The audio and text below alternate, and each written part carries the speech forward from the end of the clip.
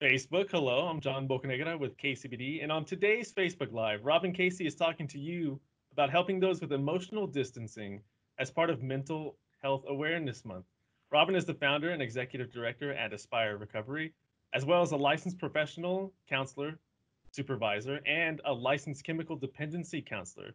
He's taking his time out of his busy day, I'm pretty sure, to join us. How are you, sir? I'm good. How are you doing today? I'm doing well. I'm doing well. Long holiday, so it's kind of got me all refreshed for the week. That's good. So, plenty of folks don't realize that this is the time of social distancing and with staying at home being issued, emotional distancing and the well-being of those with mental illness or battling substance use. It's often not on people's minds just because everybody has their own things to worry about. And they kind of let their own things just get into their own head. So I guess we're gonna go over some stuff today to kind of smooth those things over. And if people do need help, or remembering those that have loved ones that are affected with these sort of things. So I'll just ask you right off the top, how difficult can it be living with mental illness during an outbreak such as COVID-19? I think that living with mental illness, period, is a difficult thing to do. I think anytime we have a health crisis that affects us on a magnitude like this, it just exacerbates that. And so we see things that are typically a problem just become exponentially worse.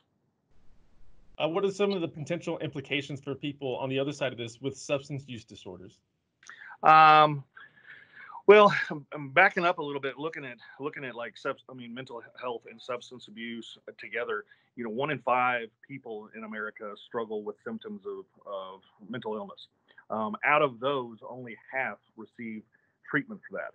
And so, looking at substance abuse as a subcategory of that, I think it also increases things. One of the things that's worth looking at that very few people would realize is the fact that a lot of the treatment and support that's available for people struggling with substance abuse is oriented around people and community. So people are familiar with concepts like Alcoholics Anonymous, Narcotics Anonymous. When you see TV and you look at like 28-day programs, treatment centers, outpatient counseling, all of that stuff in a crisis like this was literally stopped. And so the first time in my lifetime that I'm aware of, all AA meetings, all 12-step meetings, all were stopped during that. And so literally, people with substance abuse disorders that were utilizing it as their treatment modality and their support and everything like that were cut off from that. Were there alternatives? Sorry, I'm going off topic here. Were there alternatives for, uh, I guess, meetings and group meetings and stuff like that? I'm glad you asked that because when you watch the media right now and you hear the message, sometimes it's really, really negative. I actually have some uplifting messages of resiliency on the fact that I watched the treatment industry and the recovery community literally overnight switch to online. And so, some of your local Alcoholics Anonymous meetings went to teleconferencing literally overnight, and attendance was fantastic. We have an intensive outpatient program that we went online overnight, and I want to say last week we had up to 26 participants, in these online meetings weekly, and so it and I'll say this, and I'm not usually a fan of insurance companies. One of the things that's really interesting is when yeah, I'm sorry, I speak real frankly about that. Um, is they were able to actually make accommodations where treatment providers were actually able to start billing for telehealth Wow. that they normally hadn't been able to do. And so there were some really good reactions to that, where I saw a lot of services still available. And things get dropped through the cracks, but on something such as massive as that, it was pretty much a group national effort that a lot of people rallied. And so, as far as what I see locally, I didn't see a massive amount of relapses. I didn't see that, which I expected. I saw a lot of people really rally together and be able to do what they could with what resources were available. That's amazing. I think we've seen a stronger sense of community, which is kind of weird through technology, but we've seen people come together like that through I mean, we're doing it right now, but for the people that actually need that group help like that, I think that's awesome. Yeah, it's been really inspiring to watch people be able to rally. We actually utilize a platform for my alumni that is a social media app similar to Facebook, but it's private. And I watched that use really increase, where people were reaching out to each other. And then working with other providers in town, because I work with physicians, psychiatrists that work with us. They all went telehealth, and in a lot of ways, we didn't skip a beat. I mean, there was nobody really dropped through the cracks on this. And I'll say this too, that we saw, I don't know, an increase in treatment admissions for outpatient services, upwards of I think like 17% with people reaching out for help. So yeah, it's been impressive. What are the effects on mental health for healthcare workers? Like, what kind of strain do you think that they have gone and undergone during this whole outbreak or this whole coronavirus thing? Excuse me. I think once again that's a profession that already has a certain level of stress involved in it that workers are used to. What I saw both with my research on this and working with healthcare workers, I have a nurse that works here with me that also works in ICU at UMC, and so what I saw was an increased level of anxiety and depression. Um, because of the sheer magnitude of this. I mean, this was something that nobody was used to. And then, you also have seen some research out of China has showed that upwards of half of healthcare workers have reported increased symptoms of depression and anxiety. And so, that's where some of the research is coming out of, just because China was, first in this, and then we see kind of how it affected them. But yeah, I mean, we've seen some suicides, in some places with healthcare workers. And I think it's just the fact that it's an unprecedented event, that the magnitude was so high. Then you throw in factors like social isolation, where if a family member is, sick, their family can't be with them, healthcare workers. And then there's just the fear of not knowing, because it's so contagious. And so I think, once again, you're taking something that's already stressful, and then you're just adding layer and layer and layer. But once again, I think that, with what I've seen locally, the resiliency of the healthcare workers has been amazing. Facebook, again, if you have any questions or comments concerning anything that we're talking about right now, let us hear it in the comments below. So, does an outbreak like COVID-19 increase the symptoms of mental health in those who typically don't struggle with mental health issues? Well, some of that stuff's hard to track, because we've already got the figures that 1/5 of people suffer and half of them are receiving treatment. But you can look at some resources, like the fact that one national hotline for mental health, actually call volume increased 1,000% during the initial outbreak and the first month. And then you also see that companies like Talkspace, which provide online therapy, their intakes and calls increased 65%. And so you're seeing this huge increase in people reaching out for services. And so I think the answer is yes. You have a lot of people that kind of fall on the fringe, that probably have symptoms but are still functioning very well. And then I think something like this kind of literally pushes people over the edge. Are we seeing, you kind of alluded to this earlier, are we seeing an increase in substance abuse due to the crisis? Once again, it's kind of it's a hard thing to track. I think that my gut level instinct is I'm saying yes, just because anytime you have a population that goes through a stress like this, people are going to reach out to something to cope, and unfortunately, a lot of people don't have the coping skills they need. And so there's what we look at is the fact that, did alcohol sales increase 55%? Yes, that has an effect. Is social isolation giving people the opportunity to be at home and consume more substances? Yes. And so I think, there's an overwhelming yes to this. I don't know that we've seen the full impact yet.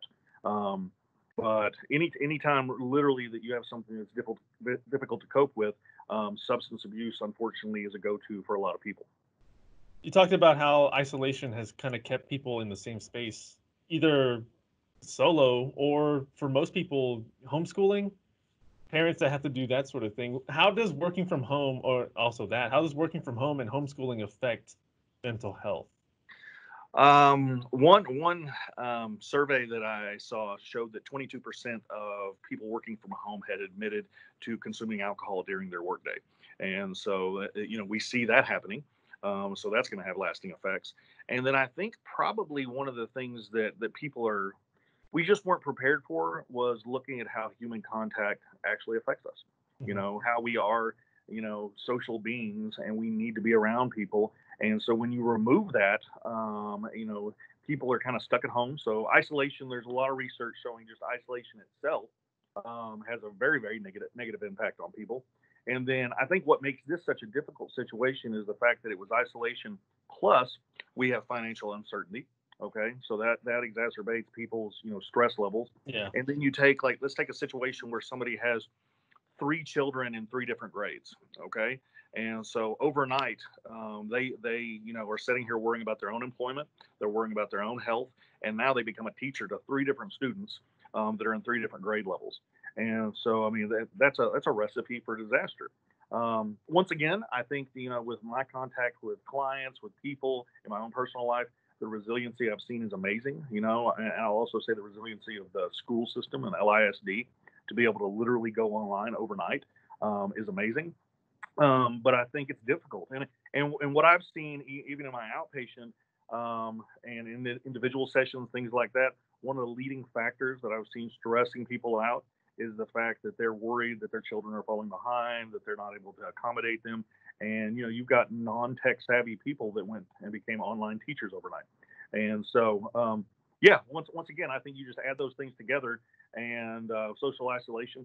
We see there's statistics showing an increase in domestic violence. I mean, I think that common sense can see where you put people in close quarters together, things like that can happen.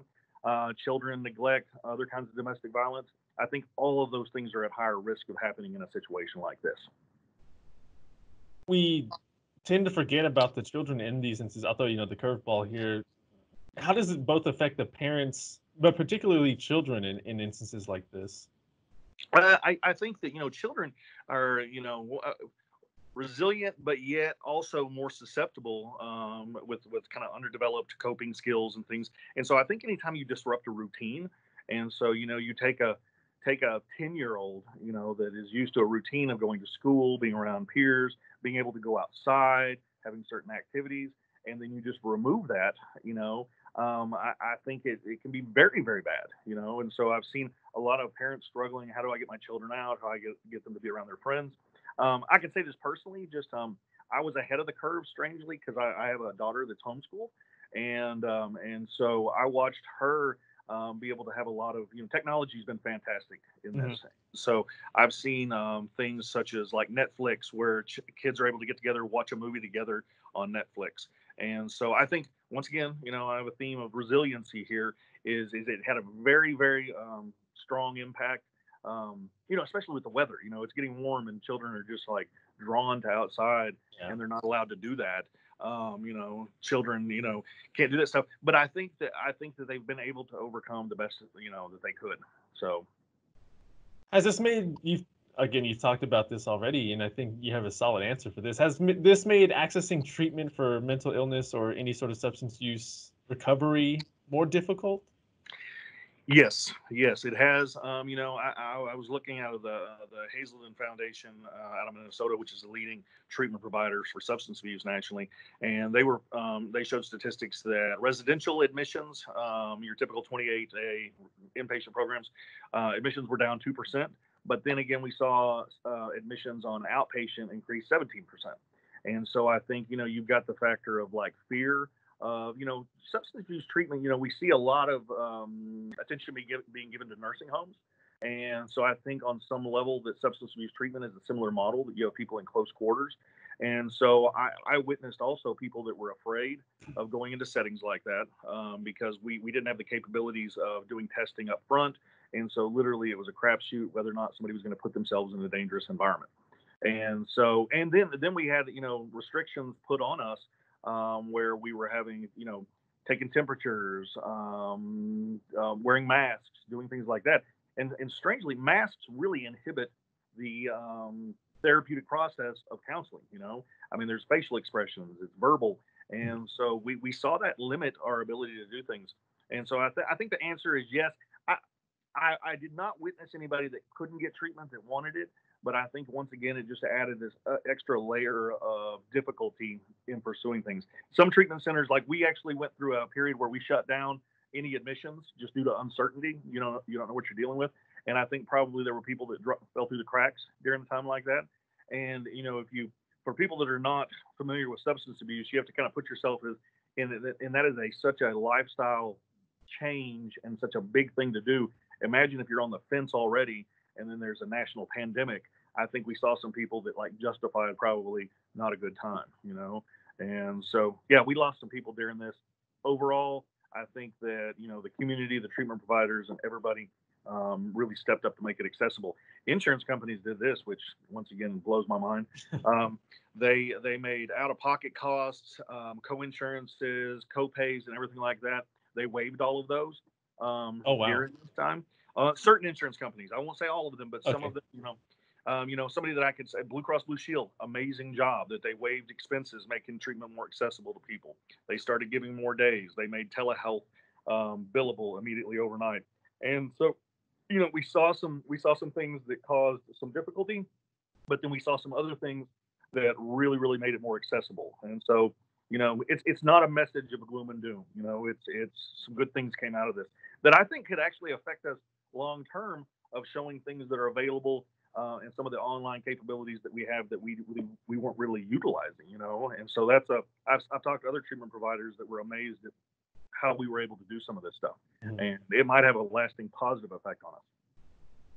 Facebook, again, if you have comments or questions concerning anything that we're talking about, let us hear them in the comments and we'll get to them as quickly as we can. You talked about long-term effects of this crisis afterwards. How do you think that will progress? Well, I think that's a big question us in the field are looking at. Is I think that it did definitely increase symptoms for the general population. There's going to be a level of people that bounce back as we start to normalize again. But I think it also has entered. I mean, the new normal that they discuss. I think that it's raised questions, because you have to imagine that there are people that suffer from obsessive compulsive disorder, are already worried about genes. There might have been individuals that were kind of iffy about that kind of pushed over. And so I think we will see kind of a increase in your panic attacks, your anxiety, people that experienced post-traumatic stress due to this, especially people on the front line that witnessed all the death. And so it's hard to calculate the lasting effects of that. I'll say this is the worrisome thing is they allotted approximately $100 billion for a healthcare system. Only about 1% of that, I think, or less than 1% of what's needed for mental health was actually allotted. And so you're seeing centers that are mostly Medicaid funded and other centers literally closing. And so as this wave comes in after the pandemic of mental health that has lasting effects, unfortunately, our substance abuse provider sector took a big hit. And so there might not be as much treatment available. And so I think that definitely has an impact. There's statistics showing, I'll throw this into economically, is probably one of the biggest uncertainties that has a huge impact on mental health. I think, like me and you both, I mean, when you run out of money, it concerns you, and I think most people are like that. And so when you look at the uncertainty of employment, the uncertainty of financial stressors, so there are some people making projections. It's actually an interesting factor that there's something called contagion.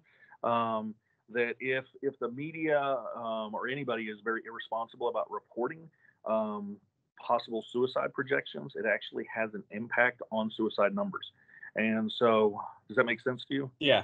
Okay. And so we got to be real careful about that, because if we start projecting like there's going to be increase in suicide, it actually causes that. So what we got to do is realize like it is a concern. Increased mental health symptoms are a concern. Increased suicides are a concern, but they're not inevitable. I think that it's one of these things where we really have to be hyper vigilant as a community, as a country, on keeping an eye on those symptoms and trying to make services available to them. Mm-hmm.